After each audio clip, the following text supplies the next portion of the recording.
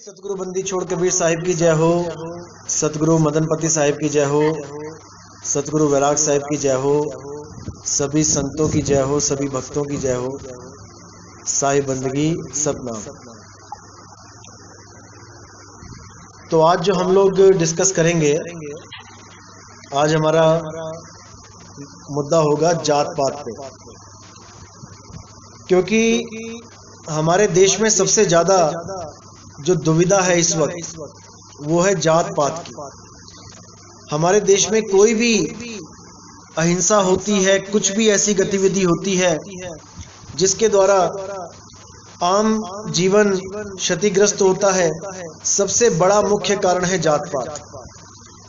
जात पात के कारण ही हम सब अलग अलग हैं, हम सब अपने अपने रीति रिवाज में उलझे हैं, हम सब अपने अपने संस्कारों में उलझे हैं, जबकि हम सब इन्हीं 5 तत्वों से आ रहे हैं, यानी 5 तत्वों को ही धारण करके शरीर धारण करके आ रहे हैं और इन्हीं 5 तत्वों को खा रहे हैं, इन्हीं 5 तत्वों के साथ भरण पोषण कर रहे हैं, सब कुछ एक समान कर रहे हैं, एक समान पानी पी रहे हैं, एक समान भोजन कर रहे हैं, एक समान धरती पे रहते हैं, एक समान वायु को ग्रहण कर रहे हैं, लेकिन फिर भी हम ऊंच और नीच में बटे पड़े हैं, हम जात पात में उलझे पड़े हैं।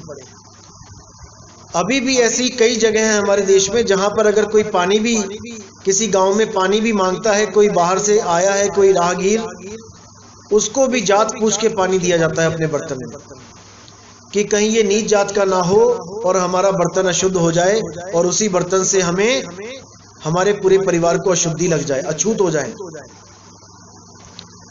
तो सबसे बड़ा जो दुविधा है यही है इस वक्त की।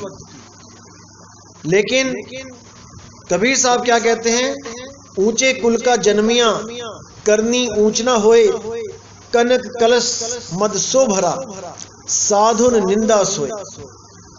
ऊंचे कुल का जन्मिया यानी किसी ऊंचे कुल में आप पैदा हो गए, इसका मतलब ये बिल्कुल नहीं है कि आपकी करनी भी ऊंची हो गई। कितने ही ऊंचे कुल के लोग हैं जिन्होंने ऐसे ऐसे दुष्कर्म कर रखे हैं जिनको फांसी तक देनी पड़ गई। ऐसे ऐसे ऊंचे कुल के भी हैं जो गलत संगत में पड़कर नशेड़ी और पता नहीं क्या क्या व्यभिचार करते हैं, जुआ खेलते हैं, तो उनको कोई भला नहीं कहता, भले वो कितनी ऊंची जात का हो।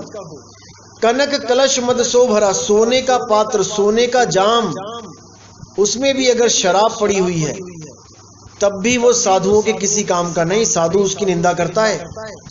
भले वो कांच के गिलास की जगह सोने के गिलास में है, लेकिन वो निंदा का ही पात्र बन जाता है। इस प्रकार जात पात से हमने ऊपर उठ जाना है। जात पात से हम ऊपर कब उठेंगे, जब हम जात पात के मूल को समझेंगे कि जात पात है क्या, क्या है ब्राह्मण, क्या है शूद्र, क्या है वैश्य, क्या है क्षत्रिय। जब तक इसको नहीं जाना, जब तक ये जात पात हमारे दिलों से, हमारे दिमाग से नहीं जाएगी। जैसे कि वेद पुराणों में बताया गया कि भगवान ने 4 श्रेणियां बनाई, 4 वर्ग बनाए। पहला वर्ग बनाया ब्राह्मण, दूसरा बनाया क्षत्रिय, तीसरा बनाया वैश्य और चौथा बनाया शूद्र। ऐसा पुराणों में लिखा गया है। तो अब वहां ये बताने की, ये समझाने की, ये लिखने की क्या जरूरत थी, ये सांकेतिक ज्ञान था। ये कोई अलग अलग जातें नहीं बनाई गई कि कोई ब्राह्मण बन गया, कोई शूद्र बन गया, कोई वैश्य बन गया।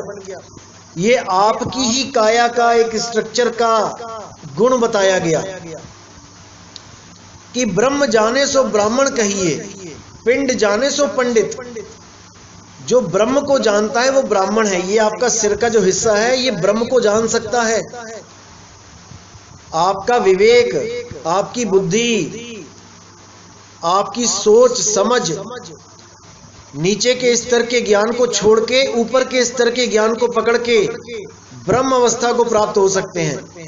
इसलिए इसको ब्राह्मण बोला गया। ब्रह्म भी क्या, पार ब्रह्म को प्राप्त कर सकते हैं। तो ब्राह्मण के नीचे क्या बोला गया? क्षत्रिय। आपके कंधे, आपकी भुजाएं, ये क्षत्रिय हैं। जब भी आपके शरीर को कोई नुकसान पहुंचाने की कोशिश करता है, कोई डंडा भी मारता है, तो आपका हाथ ऑटोमेटिक उस डंडे को पकड़ने की कोशिश करता है। ऑटोमेटिकली आपका हाथ जाएगा और डंडे को रोकेगा, चाहे वो डंडा शूद्र पे कोई मार रहा हो, यानी पैरों पे भी वो कोई मार रहा हो, आपके घुटनों पे भी कोई मारने जा रहा हो, तब भी क्षत्रिय रक्षा करेगा, वो उस डंडे को पकड़ने की कोशिश करेगा। उसके नीचे क्या है? वैश्य, यानी पेट के धंधे। पेट के धंधे करने वालों को वैश्य बोला जाएगा। जो भी दुकानदारी करेगा, जो बिजनेस करेगा, वो वैश्य कहलाएगा। और उसके नीचे जो शूद्र बोला गया, वो मतलब समाज में रह के सेवा करेगा। जैसे सबसे नीचे पैर बोले गए, पैर सबकी सेवा करते हैं। कैसे? पैर ब्राह्मण को भी ढो रहा है, क्षत्रिय को भी ढो रहा है, और वैश्य को भी ढो रहा है। ब्राह्मण, क्षत्रिय, वैश्य कहीं भी जाना चाहता है तो वो पैरों के सहारे ही जाएगा, वो पैरों के सहारे ही यहीं कहीं जाएगा।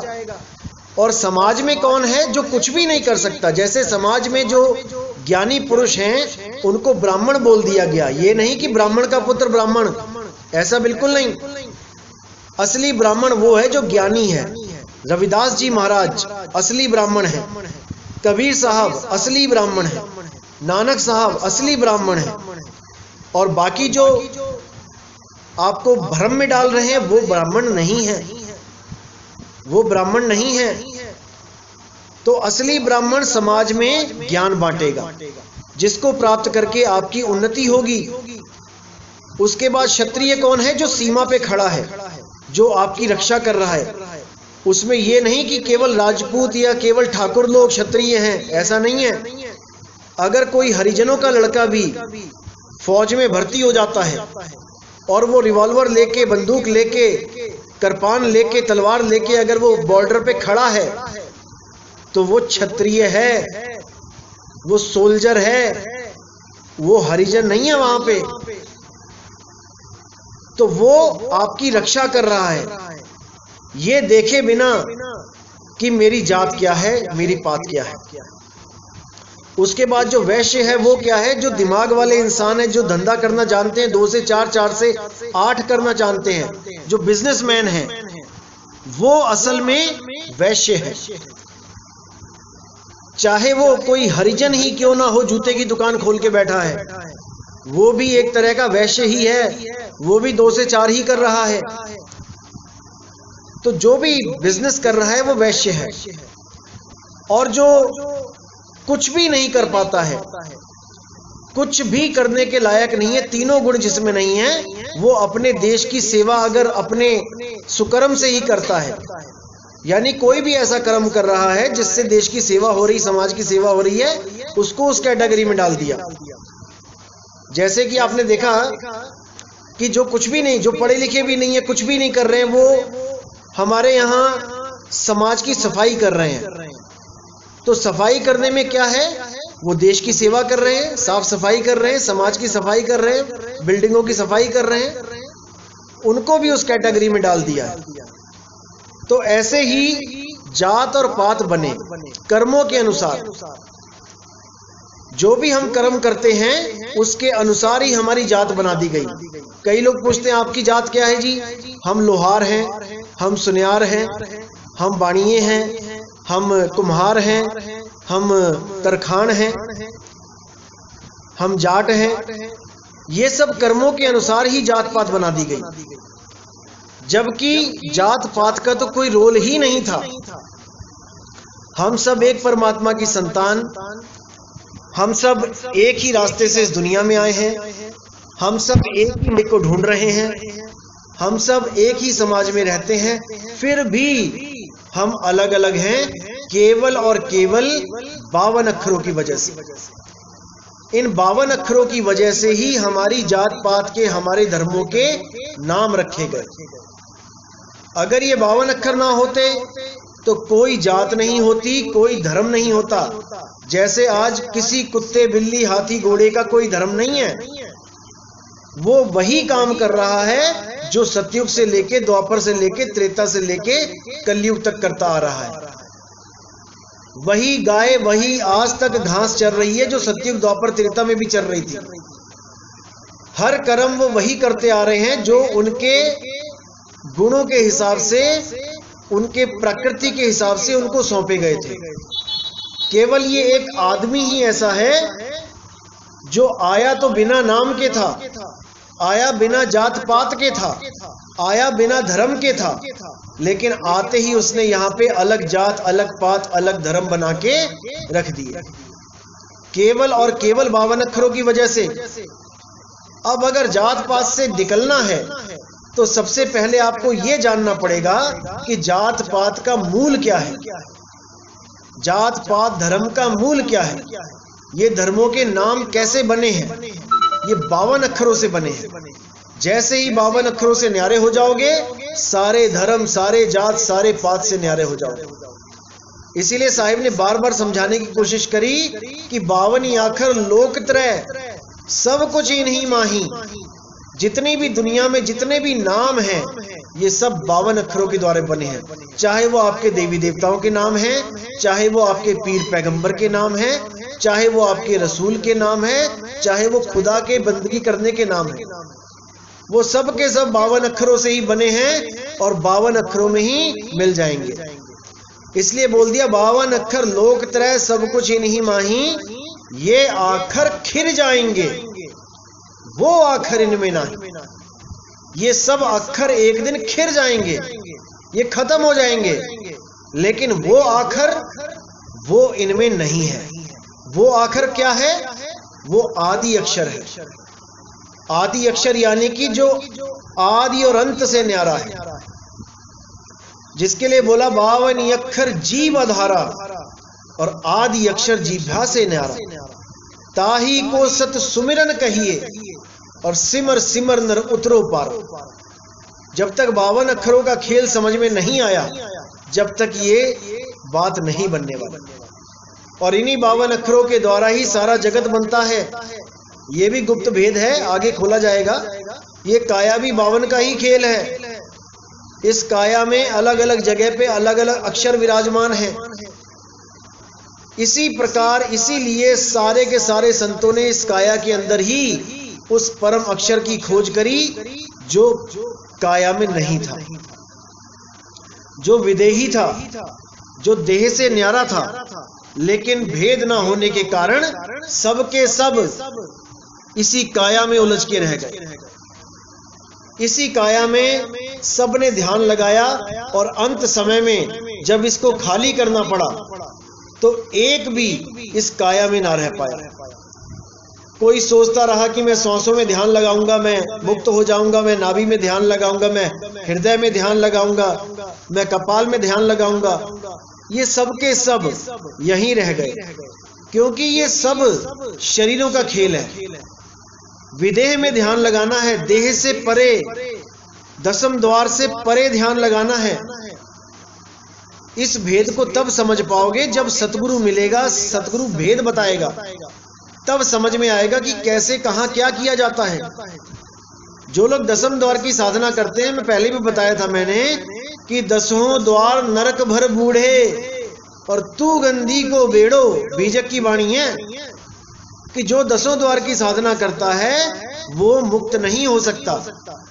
10वें द्वार की साधना का मतलब होता है कि 10वें द्वार तक जो पहुंच जाता है। 10वें द्वार तक पहुंचने कोई बच्चों का खेल नहीं है। ब्रह्मा विष्णु महेश जी पूरे युग बैठे रहे, तब जाके 10वें द्वार तक की पहुंच कर पाए वो। इसीलिए साहिब ने चिताया रारंकार खेचरी मुद्रा, और 10वां द्वार ठिकाना ब्रह्मा विष्णु महेश तीनों रारंकार पहचाना। इंगला पिंगला सुषमना से होते हुए रारंकार पहुंचते हुए बहुत समय लग जाता है। पूरा पूरा जन्म चला जाता है, पता नहीं कितने कितने जन्म चले जाते हैं, तब जाके कोई दसम द्वार तक पहुंचता है और वहां दसम द्वार को फोड़ के ब्रह्मांड में चला जाता है, सतलोक अलखलोक अगमलोक में चला जाता है। लेकिन मुक्ति नहीं होती, क्योंकि मुक्ति किसी दरवाजे को तोड़ने से नहीं मिलती। मुक्ति मिलती है अपने स्वरूप में समाने से। जब तक अपने स्वरूप में नहीं समाए, जब तक मुक्ति नहीं मिलेगी। इसीलिए साहिब ने बार बार बोला, ना कहीं जाना ना कहीं आना और आपे में आप समाना। जब आप स्वयं में समाओगे, स्वयं में तो तब समाओगे, पहले स्वयं का बोध तो हो कि मैं हूं कहां। जैसे आप शीशे में देखते हो तो आपको भ्रम होता है कि मैं शीशे के अंदर हूं, लेकिन वो जो आप देख रहे हो वो आपका निज स्वरूप नहीं है, वो आपका प्रतिबिंब है। कुछ लोग शीशे में प्रतिबिंब को निज स्वरूप देख सोचने लग जाते हैं, उससे बात नहीं बनेगी। निज स्वरूप क्या है? जो शीशे में देख रहा है वो है निज स्वरूप। जो शीशे से बाहर है उसकी सूरत शीशे में फंसी है, शीशे में केवल सूरत फंसी है, और जिसकी सूरत है वो बाहर है। इसीलिए साहिब ने बोला, सूरत फंसी संसार में और ता से पर गई दूर। सूरत बांध स्थिर करो, आठों पहर हुजूर। सूरत बांध के स्थिर करना है। स्थिर कब करोगे, कैसे करोगे? जब विदेही का ज्ञान होगा, जब उस अडोल अबोल नाम का ज्ञान होगा। हृदय में ध्यान लगाने से नहीं मिलने वाला वो। हृदय भी तो शरीर के अंदर है। शीशे में तुम्हारी शक्ल, तुम्हारा शरीर दिखाई दे रहा है, उस शरीर के अंदर का अगर ध्यान लगाओगे बात नहीं बनेगी। विदेही हो जाओ, परे हो जाओ, अपने स्वरूप में स्थित हो जाओ।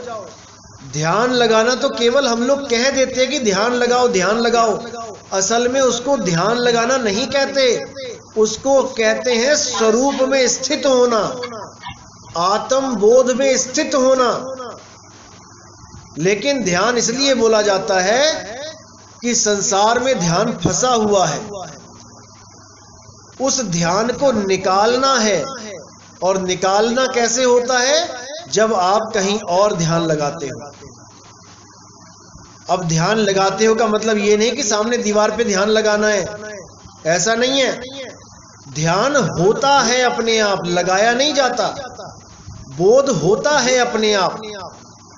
जैसे आप कहीं पे काम करते हो, आप सारा दिन काम कर रहे हो, आप पूरा दिन किसी फैक्ट्री में काम कर रहे हो, लेकिन आपका लड़का बीमार है, आपकी माँ बीमार है। अब आप काम तो कर रहे हो, लेकिन आपका ध्यान ऑटोमेटिकली लड़के में और माँ में चला जाता है। आप लगा नहीं रहे हो, आप कोशिश नहीं कर रहे हो कि मुझे मेरी माँ याद आए, मुझे मेरा बेटा याद आए। ऑटोमेटिक हो रहा है, वो अपने आप हो रहा है। लेकिन बोलचाल की भाषा में कह देते हैं कि ध्यान लगाओ। जब कोई चीज आपके लिए बहुत ज्यादा इंपॉर्टेंट हो तो उसका ध्यान करना नहीं पड़ता, उसका ध्यान रहता है। और जब कोई चीज इंपॉर्टेंट ना हो तब आप क्या कहते हो? ओहो, मेरे ध्यान से निकल गई, ये बात मेरे ध्यान से निकल गई। यानी कि उस बात से भी ज्यादा कोई इंपॉर्टेंट बातें थी जिन पे आप चिंतन कर रहे थे, जिनको आप दिमाग में लेके घूम रहे थे। वो बात इतनी इंपॉर्टेंट नहीं थी, इसलिए दिमाग से निकल गई। अगर वो बात सबसे इंपॉर्टेंट होती तो आपको एक पल भी वो ना बिसरती। जैसे मान के चलो कि आपको किसी का फोन आ जाए और आपको कोई बोले कि 10 लोग 10 आदमी तुम्हें मारने के लिए तुम्हारे घर पे आ रहे हैं।